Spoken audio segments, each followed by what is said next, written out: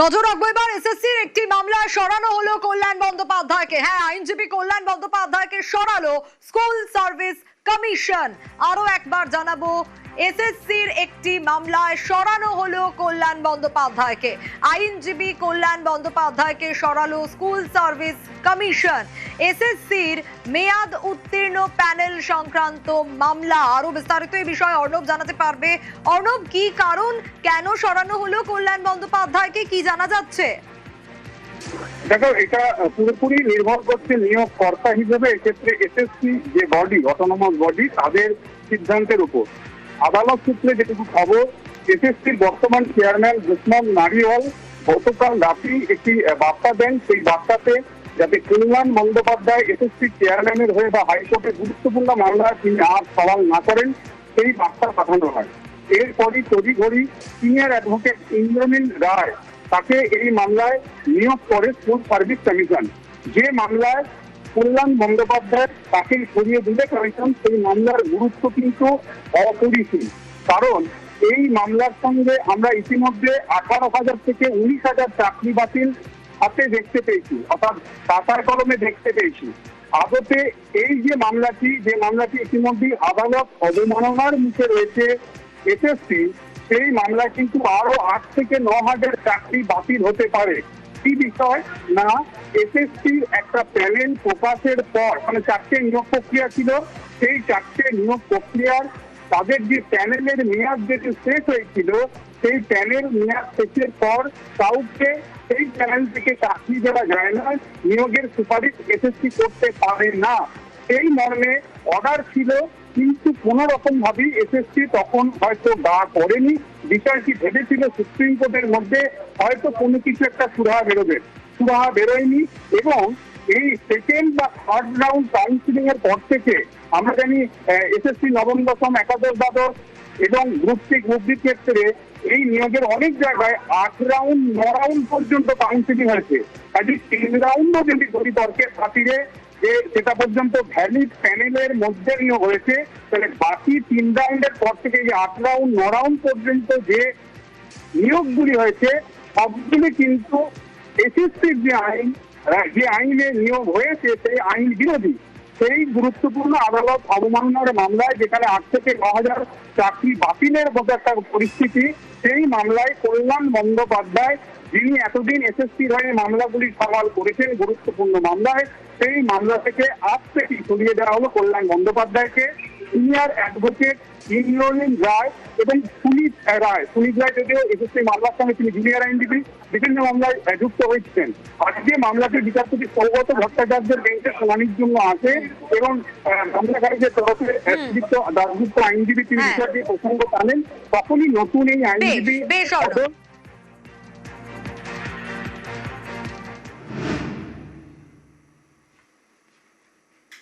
পঞ্চায়েত প্রধানদের বিরুদ্ধে তৃণমূল জামানায় আমরা দেখেছি ভুরি ভুরি অভিযোগ। বিজেপি ক্ষমতায় আসার পর থেকে সেসব অভিযোগ আরো প্রকট হয়েছে, সামনে এসেছে। বহু পঞ্চায়েত প্রধান যারা নিরুদ্দেশ, এখন অবধি যাদের কোনো খোঁজ নেই, অনেক অনেক অভিযোগ তাদের বিরুদ্ধে, টাকা নয় ছয়ের অভিযোগ। কিন্তু এই পঞ্চায়েত প্রধানদের মধুমাস এবার শেষ। কেন এ কথা বলছি? কারণ বিজেপি সরকার পঞ্চায়েত আইন বদলে দিচ্ছে। এই যে টাকা খরচের ক্ষমতা, এই সব কিছু তো প্রধানদের হাতে থাকতো, সিগনেচার, চেকে সাইন, এই সব কিছু প্রধানদের হাতে থাকতো। এবার আর সে ক্ষমতা তাদের হাতে থাকছে না।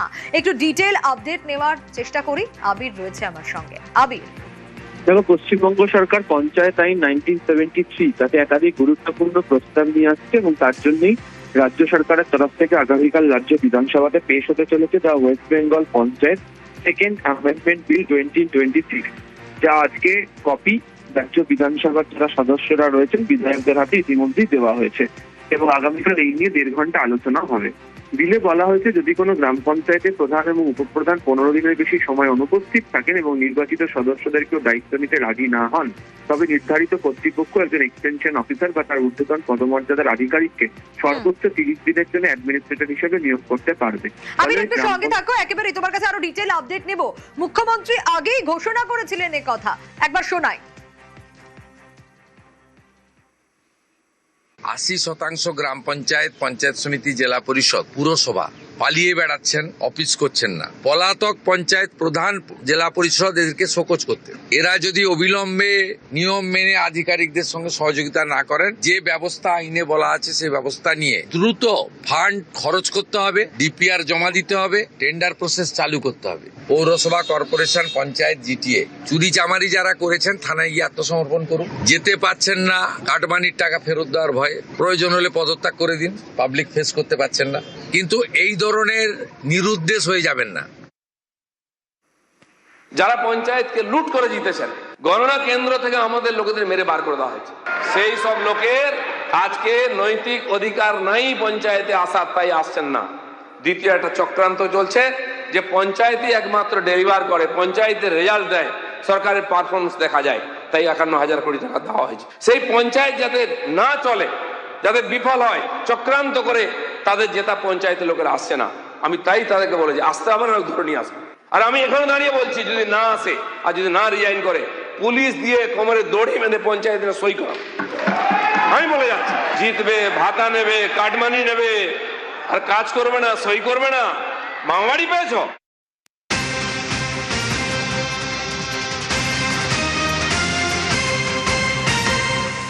বিজেপি সরকার পঞ্চায়েত আইন বদলাচ্ছে। আমি আবিরের কাছে যাব একটু। আবির, প্রধান উপপ্রধান যদি 15 দিন অনুপস্থিত থাকে তাহলে অন্যকে দায়িত্ব দেওয়া হবে, সেক্ষেত্রে কাকে দায়িত্ব দেওয়া হবে, কিভাবে পঞ্চায়েত চলবে, এখনো পর্যন্ত কি আপডেট পাওয়া যাচ্ছে? তার কারণ বহু পঞ্চায়েতের প্রধান উপপ্রধান যারা এখনো নিরুদ্দেশ, তৃণমূল জামানার যারা, অর্থাৎ সেদিনটাও গেল। আবিরের কাছে আসবো, তবে তার আগে আরো একবার জানাই, 15 দিন যদি অনুপস্থিত থাকে কেউ, কোনো প্রধান বা উপপ্রধান, তাহলে কিন্তু অন্যকে দায়িত্ব দেওয়া হবে এবং পঞ্চায়েত কিভাবে চলবে সেক্ষেত্রে তারই ডিটেল আপডেট নেব।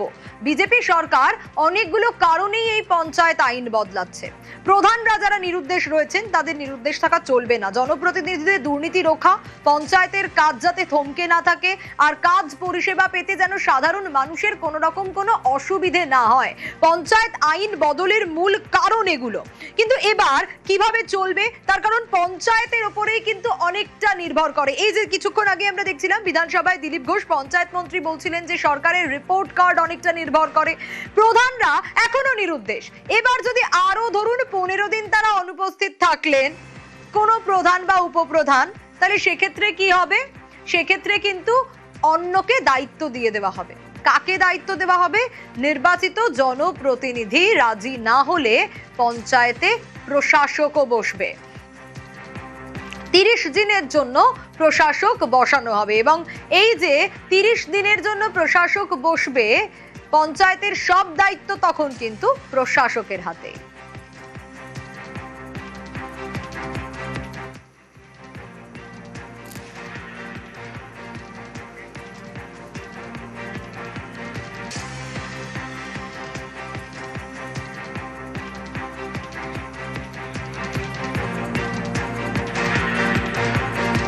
আবির রয়েছে আমার সঙ্গে, আবিরের কাছ থেকে জানতে চাইবো। আবির, আমরা দর্শকদের জানাচ্ছিলাম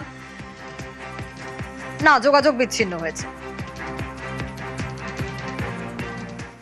পঞ্চায়েত বিলের যে সংশোধনী আনা হচ্ছে সেটা ব্যাকডোর পলিটিক্স, ঘুরপথে তৃণমূল পরিচালিত বা আজকের দিনের বিরোধী যারা আছে তাদের পরিচালিত পঞ্চায়েতগুলি দখল করার চেষ্টা করছে ভারতীয় জনতা পার্টি। কি লিখেছেন? যদি প্রধান উপপ্রধান অ্যাভেলেবেল না হয় তাহলে অফিসার বসিয়ে কাজ হবে, গোটাটা টেক ওভার করে নেওয়া হবে, এইসব। আরে আপনারা তো আসতে দিচ্ছেন না, তাদেরকে ভয়ে দেখিয়ে চাপ দিয়ে আসতে দিচ্ছেন না, আর এখানে বিল আনছেন, ঢুকলে মারামারি করছেন, থ্রেট করছেন, গায়ে হাত দিচ্ছেন, হুমকি দিচ্ছেন, আর পুলিশকে নামিয়েছেন এই কাজে। আমরা তীব্র বিরোধিতা করছি। উত্তরবঙ্গ উন্নয়ন দপ্তর ছিল দুর্নীতির আখড়া। বিধানসভায় দাঁড়িয়ে এমনই অভিযোগ উত্তরবঙ্গ উন্নয়ন মন্ত্রীর। 122 সংস্থাকে শোকজ করা হয়েছে, ঘোষণা নিষেধ প্রামাণিকের।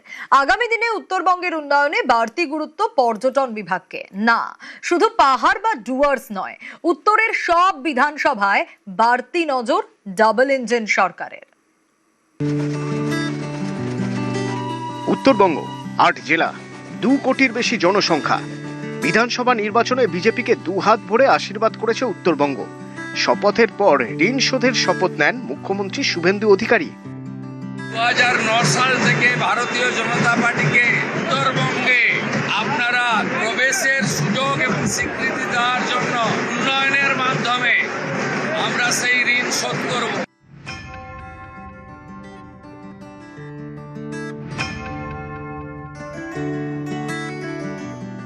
মুখ্যমন্ত্রীর মন্ত্রেই উত্তরবঙ্গকে সাজিয়ে তোলার কাজে নেমে পড়েছেন উত্তরবঙ্গ উন্নয়ন মন্ত্রী নিশীথ প্রামাণিক।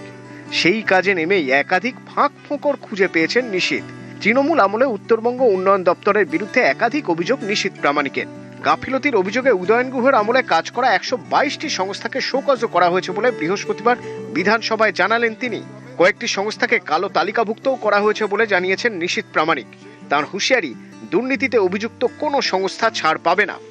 উত্তরবঙ্গ উন্নয়ন দপ্তর এতদিন পর্যন্ত সেখানে দুর্নীতির আখড়া হয়ে দাঁড়িয়েছিল এবং আমি দায়িত্ব নেবার পরে মাননীয় মুখ্যমন্ত্রীর নির্দেশে 122টি এমন এজেন্সি আছে যাদেরকে শোকজ করা হয়েছে এবং ব্ল্যাক লিস্টেড করা হয়েছে। যারা দুর্নীতি করেছে তাদের কোনো জায়গা আমাদের দপ্তরে থাকবে না, এটা স্পষ্ট জানিয়ে দেওয়া হয়েছে। উত্তরবঙ্গ জুড়ে 100টি পর্যটন তথ্য কেন্দ্র গড়ে তোলা হবে। এই পর্যটনকে গুরুত্ব দেবার জন্য সমগ্র উত্তরবঙ্গ জুড়ে 100টি পর্যটন তথ্য কেন্দ্র নির্মাণ করতে যাচ্ছি। একেবারে আধুনিকভাবে এই পর্যটন কেন্দ্রগুলোকে তৈরি করা হবে, তথ্য কেন্দ্রগুলোকে তৈরি করা হবে, যেখানে একই ছাদের নিচে যেমন boutique tea stall, coffee stall থাকবে, পাশাপাশি সেখানে যারা বিভিন্ন জায়গা থেকে আগত অতিথি বা যারা পর্যটক তাদের জন্য হোমস্টের ব্যবস্থা থাকবে।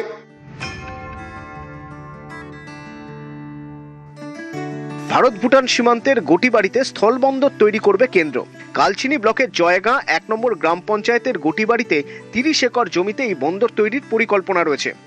ল্যান্ড পোর্ট তৈরি হলে কর্মসংস্থান থেকে ব্যবসা বাণিজ্যে গতি আসবে। আপনারা জানেন উত্তরবঙ্গে যে 5টি ল্যান্ড পোর্ট করবার যে ঘোষণা কেন্দ্র সরকার করেছে, বিগত সরকারের সময় জায়গা দেওয়া হয়নি বলে করতে পারেন।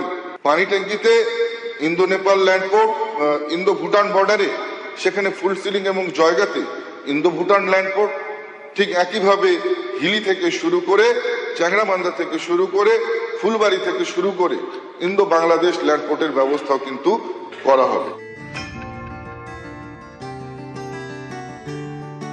উত্তরবঙ্গের উন্নয়নে মেগা ব্লুপ্রিন্ট, এইমস থেকে আইআইটি। উত্তরবঙ্গের জন্য একের পর এক ঘোষণা হয় বাজেটে, সেই মতো কাজেও নেমে পড়েছে সরকার। বৃহস্পতিবার বিধানসভায় দাঁড়িয়ে দার্জিলিংয়ে ট্রমা কেয়ার সেন্টার তৈরির ঘোষণা উত্তরবঙ্গ উন্নয়ন মন্ত্রীর। আলিপুর এবং দক্ষিণ দিনাজপুরে 2টো মেডিকেল কলেজ, কালিম্পংয়ে মেডিকেল কলেজ এবং পাশাপাশি দার্জিলিংয়ের স্বাস্থ্য ব্যবস্থা নিয়েও সেখানেও কিন্তু আমরা একটা ইমার্জেন্সি ট্রমা কেয়ার সেন্টার আমরা সেখানে করতে চলেছি। প্রত্যেকটা জেলার জন্য যেমন আমরা নির্দিষ্ট করে আমরা এবার ফান্ড অ্যালটমেন্ট করেছি, ঠিক একইভাবে প্রত্যেকটা বিধানসভাকে সমানভাবে সমবন্টন করে আমরা এটা প্রমাণ করতে চাই। প্রত্যেকটি বিধানসভার উন্নয়ন হলে তবেই উত্তরবঙ্গের সার্বিক বিকাশ এবং উন্নয়ন। উত্তরবঙ্গ উন্নয়ন দপ্তরের বাজেটের মধ্যে দিয়ে রাজ্য সরকার বুঝিয়ে দিয়েছে যে উত্তরবঙ্গকে ঘিরে এতদিন ধরে বঞ্চনার অভিযোগ ছিল, সেই বঞ্চনাকে মিটিয়ে তারা উত্তরবঙ্গের মানুষের পাশেই দাঁড়াতে চান। ক্যামেরায় অসিত দাসের সাথে আবির ঘোষাল, নিউজ 18 বাংলা, কলকাতা।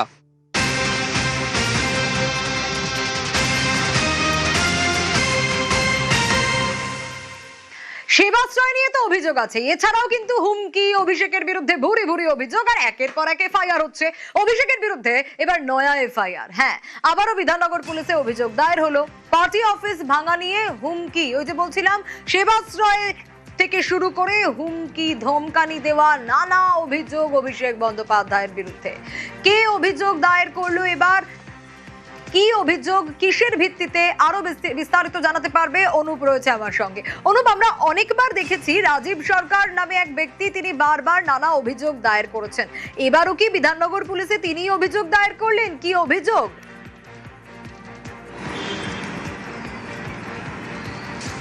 দেখো, অভিষেক বন্দ্যোপাধ্যায়ের বিরুদ্ধে রাজীব সরকার আবারও বিধাননগর সাইবার ক্রাইম থানায় লিখিত অভিযোগ দায়ের করলেন। ফলে অভিষেক বন্দ্যোপাধ্যায় কিন্তু আরো বিপাকে বা চাপে, এমনটা বলা চলে।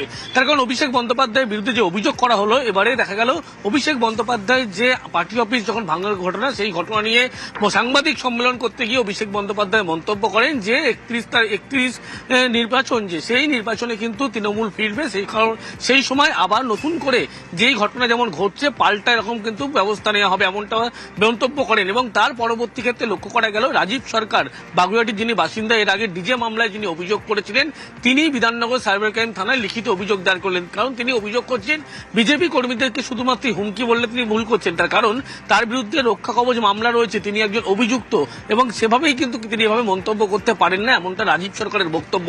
সেই কারণে বিধাননগর সাইবার ক্রাইম থানায় লিখিত মর্মে অভিযোগ দায়ের করা হয়েছে।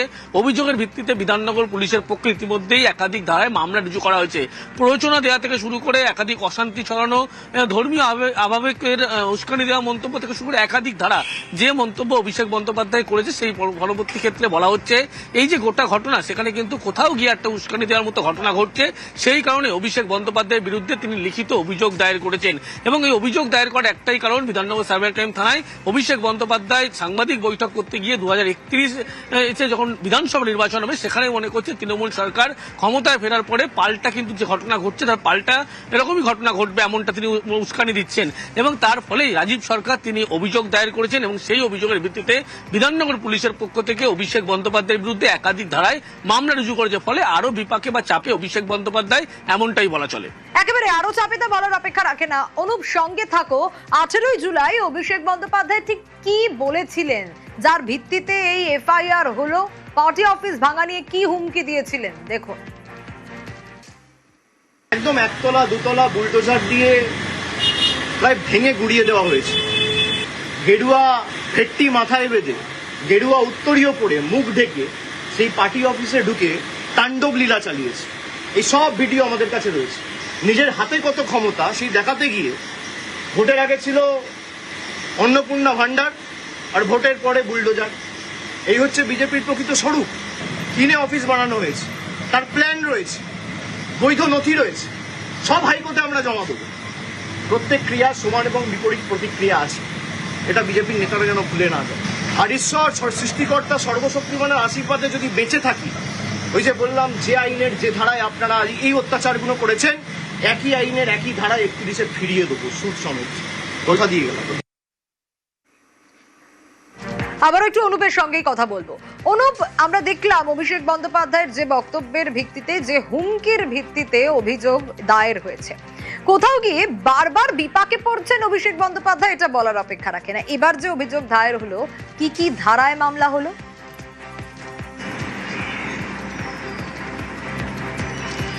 দেখো, বিধাননগর সাইবার ক্রাইমে যে লিখিত অভিযোগ করা হয়েছে, সেই অভিযোগের ভিত্তিতে বিধাননগর পুলিশ একাধিক ধারায় অভিষেক বন্দ্যোপাধ্যায়ের বিরুদ্ধে কিন্তু মামলা রুজু করেছে। 59 নম্বর যে ধারা, সেখানে লক্ষ্য করা যাচ্ছে যে প্ররোচনা দেওয়া, ধর্মীয়ভাবে উস্কানি দেওয়া এবং যে কোনো অশান্তিমূলক পরিস্থিতিতে একেবারে উস্কানি দেওয়া, এরকম একাধিক ধারায় কিন্তু মামলা রুজু করা হয়েছে। বিএনএস অ্যাক্টে এই মামলাগুলো ইতিমধ্যেই মামলা রুজু যেমন করা হয়েছে, পুলিশের পক্ষ থেকে বলা হচ্ছে ডিজে মন্তব্য যেভাবে যেমন করা হয়েছিল, পরবর্তী ক্ষেত্রে অভিষেক বন্দ্যোপাধ্যায়ের বিরুদ্ধে কঠোর তারা পদক্ষেপ নিয়েছিল এবং পুলিশের পক্ষ থেকে একাধিক মামলা রুজু করা হয়েছিল। ঠিক তেমনই লক্ষ্য করা গেল অভিষেক বন্দ্যোপাধ্যায় যে তার যে আমতলা এলাকায়, সেখানে যখন পার্টি অফিস ভাঙা হয়েছিল, সেই নিয়ে যখন মন্তব্য করতে যায়, সাংবাদিক বৈঠকে যে মন্তব্য করেন 31-এ নির্বাচন, সেই নির্বাচনে তৃণমূল ক্ষমতায় ফিরলে সেক্ষেত্রে পাল্টা প্রতিঘাত হবে। এবং সেখানেই কিন্তু বলা হচ্ছে যে কোথাও গিয়ে মনে করা হচ্ছে উস্কানি দেওয়ার মতো ঘটনা ঘটেছে, প্ররোচনা দেওয়ার মতো ঘটনা ঘটেছে, যা কিন্তু যে কোনো মুহূর্তে বড় কোনো অশান্তির পরিবেশ তৈরি হতে পারে। এবং সেই কারণেই অভিষেক বন্দ্যোপাধ্যায়, তার বিরুদ্ধে এই লিখিত অভিযোগ দায়ের রয়েছে। যদিও পুলিশের পক্ষ থেকে বাড়তি তৎপরতা লক্ষ্য করা গেল, পুলিশের পক্ষ থেকে বিধাননগর পুলিশ তৎক্ষণাৎ একাধিক ধারায়, 5টির বেশি ধারায় কিন্তু মামলা রুজু করলো বিএনএস অ্যাক্টে। সেখানে বলা হচ্ছে 59 নম্বর ধারা, যেখানে উল্লেখ করা হচ্ছে প্ররোচনা দেওয়া এবং প্ররোচনা দেওয়ার পাশাপাশি উস্কানিমূলক মন্তব্য, যা কিন্তু ধর্মীয়ভাবে কোনো আবেগও নিতে পারে। এবং এই একাধিক ধারা ইতিমধ্যে যে মামলা রুজু করা হয়েছে, তার পরিপ্রেক্ষিতে পুলিশের পক্ষ থেকে বলা হচ্ছে পরবর্তী যা পদক্ষেপ, অভিষেক বন্দ্যোপাধ্যায় যেরকম মন্তব্য তিনি করছেন, যা কিন্তু একেবারে সাংসদ হয়ে কাম্য নয়। সেই কারণে এই অভিযোগ দায়ের করা। বিপাকে চাপে পড়ছেন অভিষেক বন্দ্যোপাধ্যায়। অভিযোগকারী রাজীব সরকার কি বলছেন দেখি। উনি রক্ষা কবচ নিচ্ছেন একদিকে আদালত থেকে, আরেকদিকে রক্ষা কবচ নিয়েই উনি পরবর্তীকালে উনি মানে সাধারণ মানুষদেরকে হুমকি দিচ্ছেন। একজন রক্ষা কবচ পাওয়া একজন অভিযুক্ত তার পক্ষে মানায় না, কারণ তিনি ভুলে গেছেন যে তিনি অভিযুক্ত এখনো অবধি, এবং তাকে রক্ষা কবচ দেওয়া হয়েছে তার এমপি পদের জন্য।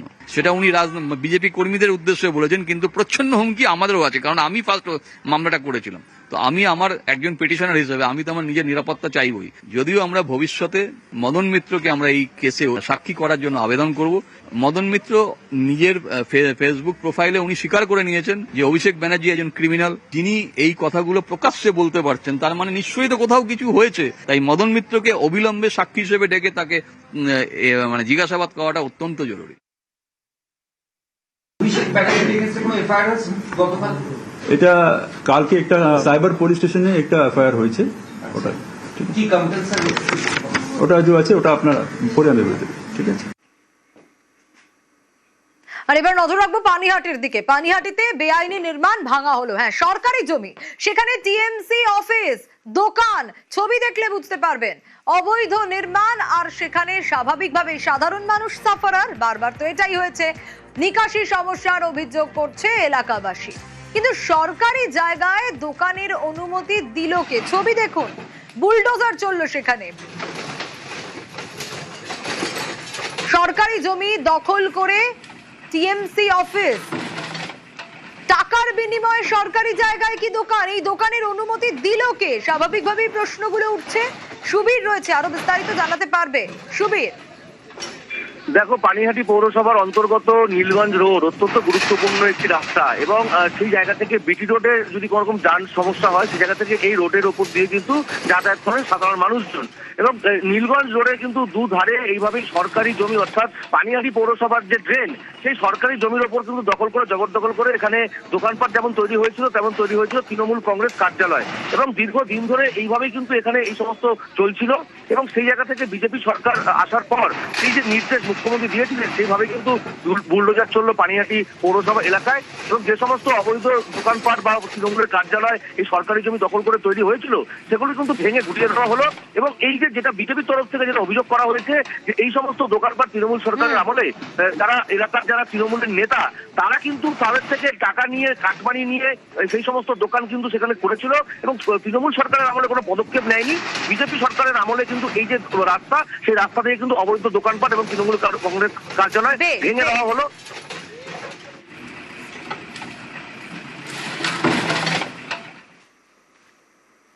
বন্দে মাতরমের মর্যাদা রক্ষায় বিল, বন্দে মাতরমের মর্যাদা রক্ষায় রাজ্যসভায় বিল। রাজ্যসভায় বিল পেশ করলেন নিত্যানন্দ রায়। বিলের বিরোধিতায় বিরোধীদের হট্টগোল। বন্দে মাতরমের মর্যাদা রক্ষায় বিল, বন্দে মাতরমের মর্যাদা রক্ষায় রাজ্যসভায় বিল।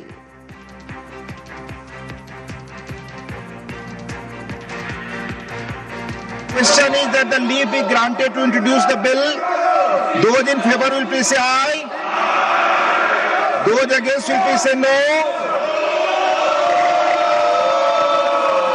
I think the ayes have it, the ayes have it, the ayes have it. Shri Nityanand Rai.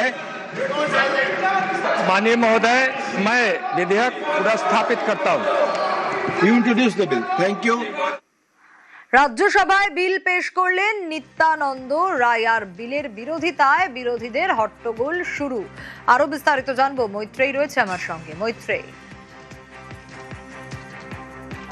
দেখো, এই বন্দে মাতরমের পক্ষে এই বিল আনার প্রস্তাব সরকারের তরফ থেকে করা হয়েছিল এবং গত সোমবারই এই বিল পেশ করার কথা ছিল। কিন্তু বিরোধীদের তরফ থেকে যে হট্টগোল শুরু করা হয় এবং 20শে জুলাই যে পরিস্থিতি তৈরি হয়, সিজেপির আন্দোলন এবং তার পরবর্তীকালে যে পরিস্থিতি তৈরি হয়, তাতে এই বিল পেশ করা সম্ভব হয়নি। এবং মূলত জাতীয় গান বন্দে মাতরমকেও সমান মর্যাদা দেওয়ার জন্য এই আইন আনার, এই সংশোধনী আইন আনার প্রস্তাব দিয়েছিল কেন্দ্র। কিন্তু এতদিন ধরে সেই বিল টেবিল করা যাচ্ছিল না এবং আজকে অবশেষে একেবারে বাদল অধিবেশনের প্রথম সপ্তাহের শেষ দিনে বিরোধীদের তুমুল হট্টগোলের মধ্যে এই বিল টেবিল করলেন এবং টেবিল করলেন প্রতিমন্ত্রী, স্বরাষ্ট্র মন্ত্রকের প্রতিমন্ত্রী নিত্যানন্দ রায়। তার এই বিল পেশ করার, অর্থাৎ বিল টেবিল করার জন্য যে অনুমতি হয় তার তরফ, সেখানেও কিন্তু বিরোধিতা এসেছিল ছিল জন ব্রিটাস, তিনি বিরোধিতা করেন এই বিল টেবিল করার, কিন্তু শেষ পর্যন্ত বিল বিরোধীদের হট্টগোলের মধ্যেই বিল টেবিল করা হয় এবং অবশেষে যে বিষয় নিয়ে কথা হচ্ছিল সেই বিল, যেটা অত্যন্ত জরুরি একটি বিল বলে সরকারের তরফ থেকে উল্লেখ করা হচ্ছিল, যার মূল বক্তব্য হচ্ছে জাতীয় সঙ্গীতের মতোই রাষ্ট্রগানকেও সমমর্যাদা যে বিল আসার ফলে মিলতে চলেছে এবং যার ফলে এই রাষ্ট্রগীত তার অসম্মান করলে, সেই রাষ্ট্রগীত গাইতে কোথাও কেউ বাধা দিলে বা রাষ্ট্রগীতের কোনোভাবে অসম্মান হলে সর্বোচ্চ 3 বছর পর্যন্ত কারাদণ্ড হতে পারে। সেই বিল কিন্তু আজকে রাজ্যসভায় টেবিল করলো সরকার। সোনিয়া। বেশ।